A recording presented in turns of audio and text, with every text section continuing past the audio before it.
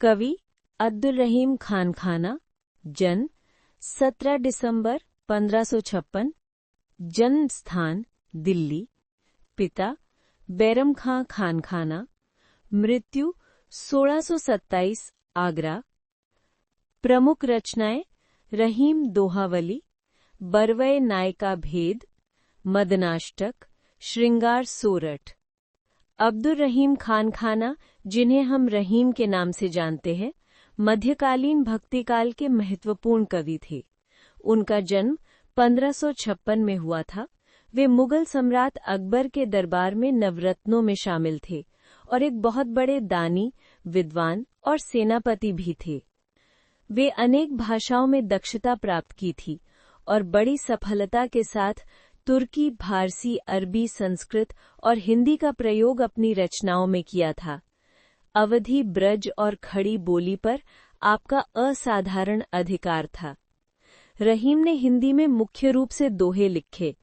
उनके दोहे मानव जीवन की सच्चाइयों, नैतिक मूल्यों, मानव संबंधों और व्यवहार, इन सब पर आधारित होते हैं।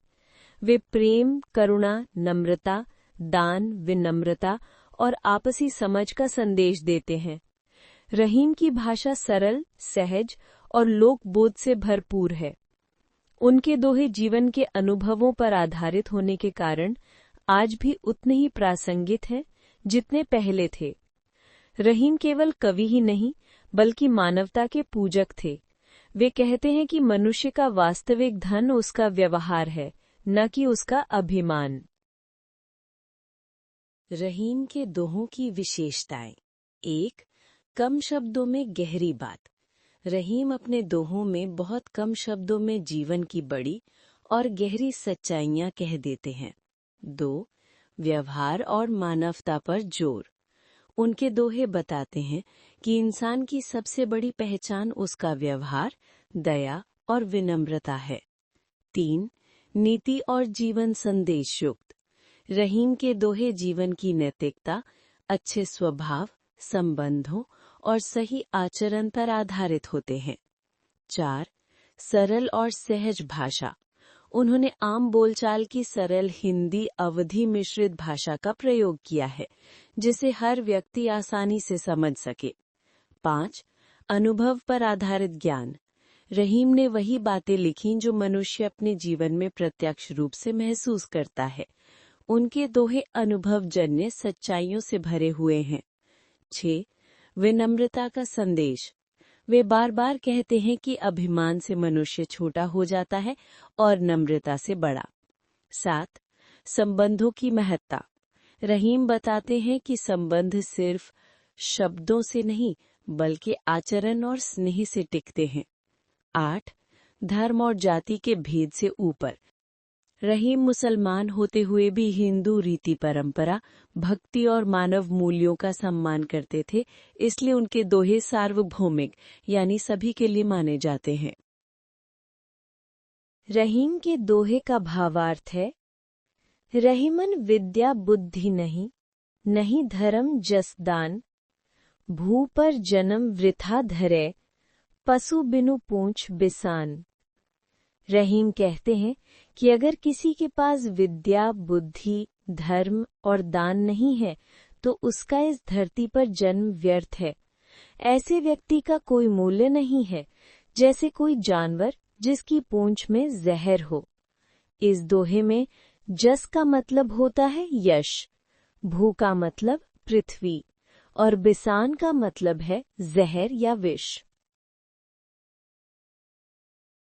रहीमन पानी राखिए बिनु पानी सब सून, पानी गए न उबरे, मोती मानुष चून।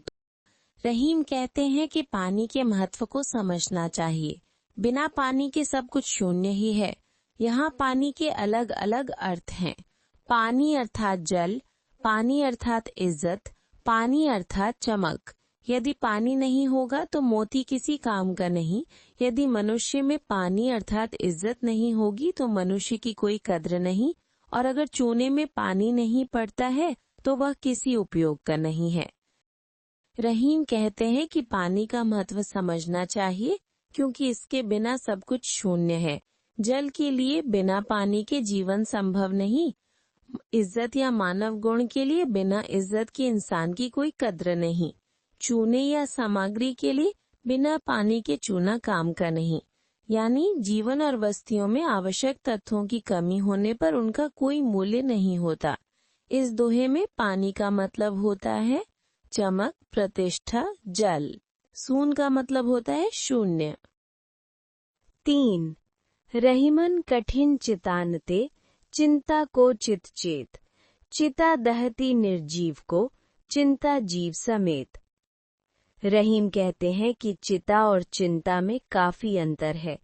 चिता निर्जीव शरीर अर्थात लाश को जलाती है, किंतु चिंता जीवित व्यक्ति को निरंतर जलाती रहती है। तात्पर्य ये कि चिंता चिता से अधिक विनाशकारी होती है, अतः चिंता नहीं करनी चाहिए। मतलब, रहीम कहते हैं कि चिता और चिंता दोनों में बहुत अंतर है। चिता केवल मृत शरीर को जलाती है, इसलिए उसका प्रभाव एक क्षणिक और सीमित होता है। लेकिन चिंता जीवित मनुष्य को भीतर ही भीतर जलाती रहती है, उसकी शांति, मानसिक स्वास्थ्य और सुख छीन लेती है।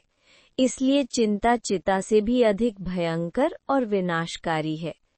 इसी कारण कहा गया है कि हमें चिंता नहीं करनी चाहिए, बल्कि समस्याओं का समाधान और सकारात्मक सोच अपनानी चाहिए। इस दोहे में चितान का मतलब होता है चिता, दहती का मतलब होता है जलाती है और निर्जीव का मतलब होता है मृतक। 4. निज कर क्रिया रहीम कही, सुधी भावी के हाथ। पासे अपने हाथ में, दांव न अपने हाथ। रहीम कहते हैं कि हम जैसा कर्म करेंगे वैसा फल पाएंगे, अतः अच्छा या बुरा फल पाना हमारे कर्मों पर निर्भर करता है। कर्म करो, फल की आशा मत करो, फल देने वाला ईश्वर या भाग्य है। हमारे हाथ में शतरंज के पासे हो सकते हैं, परंतु दांव जीतना हमारे हाथ में नहीं है। मतलब, रहीमदास कहते हैं कि मनुष्य के हाथ में केवल उसका कर्म है। भविष्य में क्या फल मिलेगा, ये मानव के नियंत्रण में नहीं, बल्कि ईश्वर या भाग्य के हाथ में होता है।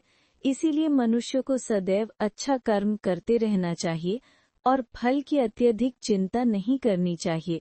रहीम इस बात को समझाने के लिए उदाहरण देते हैं कि हमारे हाथ में तो शतरंज के पासे यानी चाल चलने का साधन होते हैं, परंतु दांव जीतना हमारे हाथ में नहीं होता। इसी प्रकार जीवन में प्रयास हमारा है, लेकिन परिणाम अनेक परिस्थितियों पर निर्भर करता है। इस दोहे में निज का मतलब होता है अपने, क्रिया का मतलब होता है कर्म, सुधि का मतलब होता है फल, भावी का मतलब होता है भाग्य या ईश्वर। रहीमन गली है सांकरी, दूजो न ठहराए। आपू अहे तो हरि नहीं, हरि तो आपुन नाहिम। रहीम कहते हैं कि ईश्वर से प्रेम करने की जो गली है वो बहुत ही सांकरी है, उसमें एक ही समा सकता है, दो नहीं। यदि हम में अहंकार होगा तो ईश्वर की प्राप्ति नहीं होगी, और ईश्वर की प्राप्ति कृपा होगी तो अहंकार नहीं रहेगा। मतलब, रहीम कहते हैं कि ईश्वर भक्ति और आध्यात्मिक साधना की गली बहुत ही सांकरी है। इस गली में एक समय में दो, मनुष्य का अहंकार और भगवान, साथ साथ नहीं रह सकते। यदि मनुष्य के भीतर अहंकार है तो वो ईश्वर की कृपा और सच्चे प्रेम को प्राप्त नहीं कर सकता, और यदि किसी पर ईश्वर की कृपा हो जाए तो उसका अहंकार अपने आप मिट जाता है। अर्थात ईश्वर तक पहुंचने का मार्ग केवल विनम्रता, नम्रता और आत्मसमर्पण से होकर ही जाता है। अहंकार मनुष्य और परमात्मा के बीच सबसे बड़ा अवरोध है। इस दोहे में गली का मतलब होता है प्रेम मार्ग, सांकरी का मतलब होता है संकीर्ण, आंपू का मतलब होता है अहंकार, और अह का मतलब होता है। रहीमन जिह्वा बावरी, कही गई सरग पताल। आपू तो कहीं भीतर रही, जूती खात कपाल। रहीम कहते हैं कि जीभ को नियंत्रण में रखना चाहिए। झगड़े की मूल ही जीभ है। जीभ से ही हम स्वर्ग नरक की सभी बातें कर जाते हैं। ये जो भी बोलती है बोलकर अंदर चली जाती है, परंतु इसका बुरा असर ये होता है कि कपाल यानी खोपड़ी को जूतों से मार खानी पड़ती है। मतलब रहीम कहते हैं कि मनुष्य की जीभ बहुत चंचल और अनियंत्रित होती है। ये बिना सोचे विचारे कुछ भी बोल देती है, स्वर्ग की बातें भी और पाताल जैसी कठोर बातें भी। जीभ तो अपना काम करके अंदर छिप जाती है, लेकिन उसके द्वारा बोले गए कटु शब्दों का दुष्परिणाम पूरा शरीर, विशेषकर सिर को भुगतना पड़ता है। अर्थात अपशब्द और गलत बातें बोलने का दंड झगड़े, अपमान या मारपीट के रूप में सामने आता है।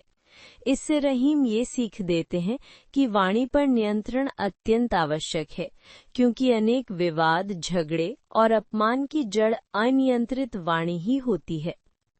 इस दोहे में जिह्वा का मतलब होता है जीभ, सरग का मतलब होता है स्वर्ग, कपाल का मतलब होता है खोपड़ी या मस्तक। 7. धनी रहीम जल पंख को लघु जिय पियत अघाय, उदधि बड़ाई कौन है जगत पियासो जाए। रहीम कहते हैं कि कीचड़ में रहने वाला थोड़ा सा पानी भी धन्य है, जिसे पीकर छोटे छोटे जीव प्रसन्न रहते हैं। समुद्र का अपार पानी किस काम का, जो खारा होता है और उसे कोई भी पी नहीं पाता। ऐसी स्थिति में समुद्र की बड़ाई किस काम की। मतलब रहीमदास कहते हैं कि कीचड़ में भरा हुआ थोड़ा सा पानी भी धन्य है, क्योंकि उसी से छोटे छोटे जीव जंतु अपनी प्यास बुझाकर सुखी हो जाते हैं। दूसरी ओर समुद्र के पास तो असंख्य मात्रा में पानी है, पर वह खारा होने के कारण किसी के काम नहीं आता। न तो मनुष्य पी सकते हैं, न ही जीव जंतु। इसलिए रहीम बताते हैं कि वास्तविक महानता मात्रा में नहीं, उपयोगिता में होती है। थोड़ी सी वस्तु भी यदि दूसरों के काम आए तो वो महान है, जबकि बहुत बड़ी वस्तु भी बेकार है यदि वे दूसरों के किसी काम न आए। नैतिक शिक्षा। उपयोगी होना बड़ी वस्तु होने से अधिक महत्वपूर्ण है। समाज में वही व्यक्ति सम्मान के योग्य है जो दूसरों को लाभ पहुंचाता है। मात्र दिखावा या आकार नहीं, बल्कि सेवा, उपकार और उपयोगिता ही महानता का वास्तविक आधार है। इस दोहे में पंख का मतलब होता है कीचड़, लघु जिया का मतलब होता है छोटे जीव, उदधि का मतलब होता है सागर, अघाई का मतलब होता है पूर्ण तृप्त होकर, और प्यासों का मतलब होता है प्यासा। एक ही साध है सब सद है, सब साध है सब जाए। रहीमन मूल ही सींचिबो, फूले फले अघाए। रहीम कहते हैं कि कोई भी कार्य करना हो तो उसे सही समय पर सही ढंग से करना चाहिए। यदि हम एक एक कार्य हाथ में लेंगे और उसे पूर्ण करेंगे तो सभी कार्य पूर्ण हो जाएंगे। उसके बदले यदि सभी कार्य एक साथ हाथ में लेंगे तो एक भी कार्य पूर्ण न होगा, सभी अधूरे बच जाएंगे। जैसे कि पेड़ की जड़ों में पानी सींचेंगे तो अपने आप संपूर्ण पेड़ फलेगा, फूलेगा और प्रसन्न होगा। मतलब रहीम कहते हैं कि यदि मनुष्य एक ही कार्य पर ध्यान केंद्रित करे तो वो निश्चित रूप से सफल होता है और उसके माध्यम से अन्य कार्य भी सहज रूप से पूरे हो जाते हैं।